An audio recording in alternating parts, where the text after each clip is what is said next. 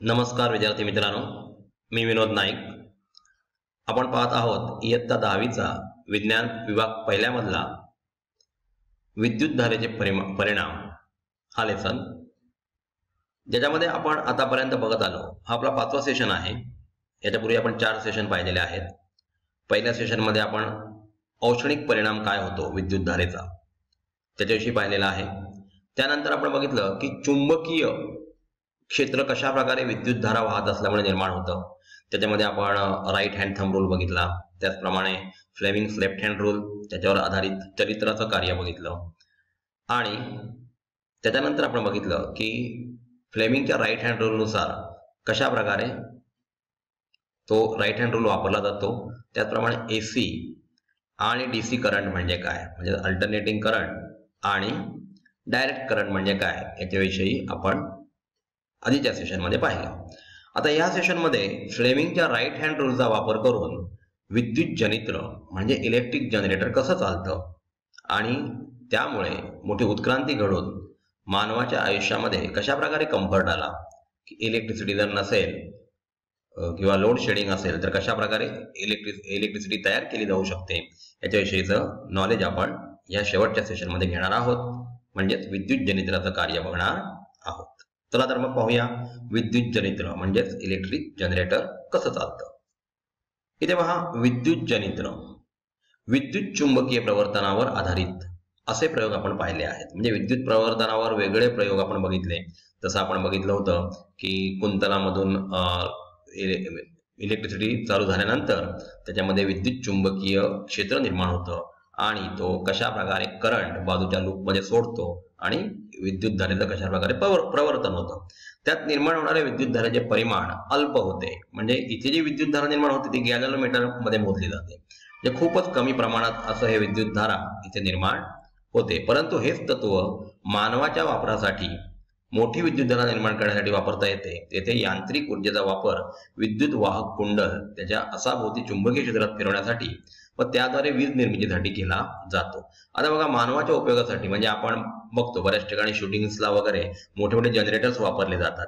तर जनरेटर वापरता असताना कशा प्रकारे विद्युत धारा निर्माण होते हे जाणून घेणं सुद्धा इंटरेस्टिंग असेल. मग त्याचा वापर आपण इथे करतो. म्हणजे फ्लेमिंगच्या राईट हँड रूलनुसार विद्युत जनरेटरचं कार्य चालत असतं आणि यांत्रिक ऊर्जा म्हणजे आपण बाहेरून पेट्रोल किंवा डिझेलने ती यांत्रिक ऊर्जा निर्माण करतो आणि त्याचे जे चक्र आहे ते आतमध्ये चुंबकाभोवती फिरताना आपल्याला दिसतं आणि अशा प्रकारे इलेक्ट्रिसिटीची निर्मिती होते. म्हणजे ज्या वेळेला मॅग्नेटिक लाईन्स ऑफ फोर्स ह्या कापल्या जातात त्यावेळेस इलेक्ट्रिसिटी निर्माण होते. कशा प्रकारे निर्माण होते ते आपण आता पुढल्या स्लाइडमध्ये बघणार आहोत. इथे पहा, आपल्याला 2 मॅग्नेट दिसत आहेत, नॉर्थ आणि साऊथ पोल. आपण पहिला डायग्राम विषयी जाणून घेऊया. आपण विद्युत चरित्रामध्ये बघितलं होतं की स्प्लिट रिंग लावली होती, परंतु इथे स्प्लिट रिंग लावलेली नाहीये. इथे आपण 2 रिंग बघतोय, R1 आणि R2. ह्या ऍक्सेलवर फिक्स आहेत. AB हा जो लूप आहे, AB आणि CD म्हणजे रेक्टँग्युलर लूप जो आहे तो नॉर्थ आणि साऊथ पोलच्या मध्ये लंब दिशेला ठेवलेला आहे. त्यानंतर विद्युत वाहक कडी तुम्हाला सांगितल्याप्रमाणे स्प्लिट रिंग इथे वापरलेल्या नाही आहेत. स्प्लिट रिंग आपण कुठे वापरतात ते आपण पुढे पाहणार आहोत. कार्बन ब्रश आपल्याला दिसतात B1 आणि B2. आता इथे लक्षात घ्या, आज फिरवल्यावर म्हणजे आपण बाहेरून जनरेटरमध्ये माहिती आहे पेट्रोल डिझेल किंवा रॉकेलचा वापर करून तो आज फिरवला जातो. AB शाखा वर जाते व CD खाली येते. म्हणजे ABCD हे कुंतल घड्याळाच्या काट्याच्या दिशेने म्हणजे क्लॉकवाईज डायरेक्शन मध्ये फिरायला लागतं. आता इथे आपण फ्लेमिंगच्या उजव्या हाताचा नियम विद्यार्थी मित्रांनो अप्लाय करणार आहोत. AB व CD या शाखांमध्ये प्रवर्तनाने विद्युत धारा निर्माण होते. ती सुरुवातीला कशी होते बघा, ABCD म्हणजे याचा अर्थ तो B2 ब्रशला जोडलेला आहे. B1 पासून येऊन B2 पर्यंत गेलेला दिसतो. म्हणजे अशा रीतीने जाते. म्हणजेच पुढील परिपथातून B2 कडून गॅलनोमीटर B1 कडे अशी विद्युत धारा वाहते. जर ABCD या कुंडलाऐवजी अनेक वेळे असलेले कुंडल वापरले तर अनेक पटीने विद्युत धारा वाहते व मोठी विद्युत धारा निर्माण होते. आपण इथे फक्त एकच लूप बघतोय. एक लूपला अनुसरून किती विद्युत धारा निर्माण होते त्यानुसार आपण किती वेटोळे वापरतोय, लूप किती मोठा वापरतोय, फेरे किती वापरतोय त्याच्यानुसार याच्यामध्ये विद्युत धारा निर्माण होऊ शकते. आता अर्ध्या परिबलानंतर काय होईल तर AB ची शाखा CD, AB या ठिकाणी CD असेल आणि CD च्या ठिकाणी AB असेल. म्हणजे प्रवर्तित विद्युत धारा आता DCBA उलट स्वरूपात वाहणार आहे. म्हणजे मात्र BA ही शाखा काड्यामार्फत सतत B1 या ब्रशच्या संपर्कात असते. म्हणजे AB कोणाच्या संपर्कात आहे तर आपल्याला दिसते AB ही AB B1 च्या संपर्कात, तर CD ही B2 च्या संपर्कात आहे. म्हणजे हे कायम एकाच ब्रशच्या संपर्कात एक शाखा असते. त्यामुळे बाहेरील परिपथातून विद्युतधारा B1 कडून B2 कडे, बघा B1 कुठे दिसतंय आकृतीमध्ये, B1 वरच्या साईडला असलेला ब्रश आहे आणि B2 म्हणजे इथून ही विद्युतधारा उलट वाहिल्यामुळे DCBA झाल्यामुळे B1 to B2 विद्युतधारा वाहिलेली आपल्याला दिसते. म्हणजे अर्ध परिवलनाच्या उलट दिशेने वाहते. प्रत्येक अर्ध परिवलनानंतर हे घडते व प्रत्यावर्ती धारा निर्माण होते. हेच प्रत्यावर्ती विद्युतधारेचे जनित्र होय. खाली आपल्याला गॅलोमीटर दिसतोय.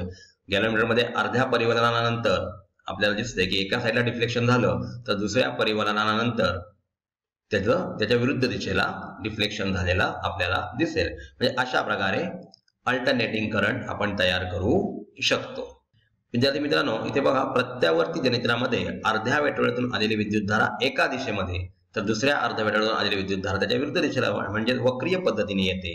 वक्रीय पद्धती म्हणजे आपण बघितला होता AC चा जो ग्राफ होता अल्टरनेटिंग करंटचा, सायनुसॉइडल ज्याला म्हटलं जातं, म्हणजे त्याला S ने दाखवला होता, आडवा S, त्याला वक्रीय पद्धत असं म्हणतात. आपल्या घरामध्ये आलेली विद्युतधारा ही अशा प्रकारची प्रत्यावर्ती विद्युतधारा असते. म्हणजे अल्टरनेटिंग करंट आपण आपल्या घरामध्ये वापरतो. तर दिष्ट जनित्रामधून आलेली विद्युतधारा ही एकाच दिशेने आलेली आपणास पाहायला मिळते. म्हणजे दिष्ट विद्युतधारा जर असेल, डायरेक्ट करंट जर असेल, त्याची दिशा एकच असते असं आपल्या लक्षात येईल.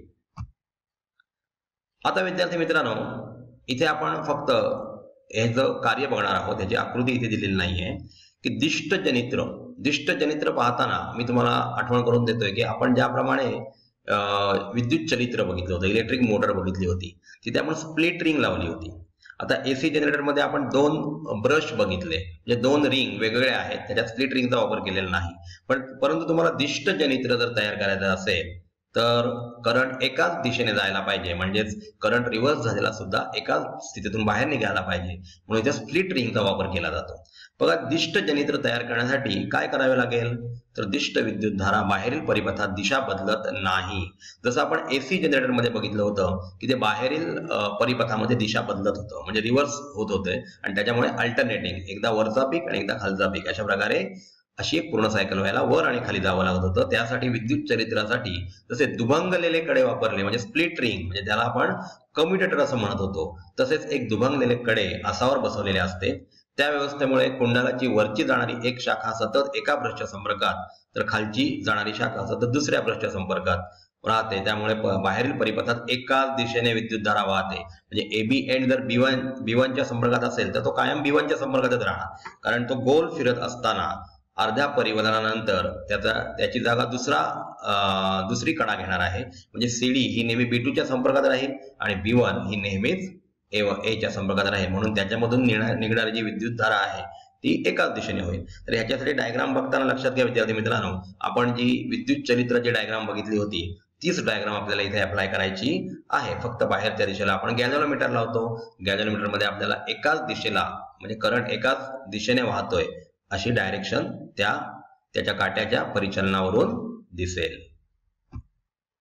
तर विद्यार्थी मित्रांनो, आपण ह्या सेशन मध्ये काय बघितलं, हा आपला शेवटचा सेशन होता चौथ्या पाठाचा, ज्याच्यामध्ये आपण बघितलं की फ्लेमिंगच्या राईट हँड रूल नुसार जेव्हा वाहकाची गती स्थिर चुंबकीय क्षेत्रामध्ये फ्लेमिंगच्या राईट हँड रूल नुसार होत असते त्यावेळेला इलेक्ट्रिक करंट तयार होतो. ते इलेक्ट्रिक करंट तयार होण्यासाठी आपण 2 प्रकारची जनित्र बघितली, 2 प्रकारची जनरेटर्स बघितली. पहिलं म्हणजे कुठलं होतं तर AC करंटचं, म्हणजे अल्टरनेटिंग करंटचं, जो करंट आपल्या घरामध्ये वापरला जातो. तर AC करंट बघत असताना आपण तिथे 2 ब्रश बघितले होते, 2 रिंगा तिथे बघितल्या होत्या ज्या एकसोबत फिक्स केल्या होत्या आणि त्याच्यामुळे करंट जो होता तो एकदा आलेल्या स्थितीत कायम राहत नाही, तर तो उलट दिशेने परत येतो. म्हणजेच आलेला करंट हा रिव्हर्स होतो आणि म्हणून आपल्याला जर ग्राफ काढला तर वरची सायकल आणि खालची सायकल, अर्धी सायकल, अशा प्रकारे पूर्ण सायकल झालेली दिसते. अशा प्रकारच्या करंटला AC करंट म्हणतात. आणि त्याच्यानंतर विद्यार्थी मित्रांनो आपण बघितलं की डायरेक्ट करंट साठी कशा प्रकारचं जनित्र वापरायचं, तर तुम्हाला सांगितलं त्याप्रमाणे इथे आपल्याला विद्युत चलित्राची डायग्राम अप्लाय करायची आहे. इथे फक्त आपण गॅल्व्हनोमीटर शेवटच्या ठिकाणी लावतो, जिथे एक्सेल लावलेला आहे तिथे त्याच्या खाली आपण गॅल्व्हनोमीटर लावलेला आहे आणि ह्याच्यामध्ये एक ब्रश कायम एकाच लूपच्या एकाच बाजूच्या संपर्कात असल्यामुळे तो एकाच दिशेने दिशा दाखवताना आपल्याला दिसतो. हे आपण बघितलं दोन्ही जनरेटरमध्ये एका लूपसाठी. जर अनेक फेरे असतील तर त्याच्यापासून मोठ्या प्रमाणावर विद्युतधारा निर्माण झालेली आपल्याला दिसेल. विद्यार्थी मित्रांनो, AAS विद्यालय हे एक असं ऑनलाईन प्लॅटफॉर्म आहे की जिथे आपण घर बसल्या 6वी ते 10वी पर्यंतचा अभ्यास वेगळ्या विषयांचा जसा की सायन्स, मॅथ्स, त्याच्यानंतर सोशल सायन्स, हिंदी, इंग्लिश किंवा कॉम्प्युटर यांचा विषयाचा अगदी सखोल अभ्यास आपण घर बसल्या करू शकता.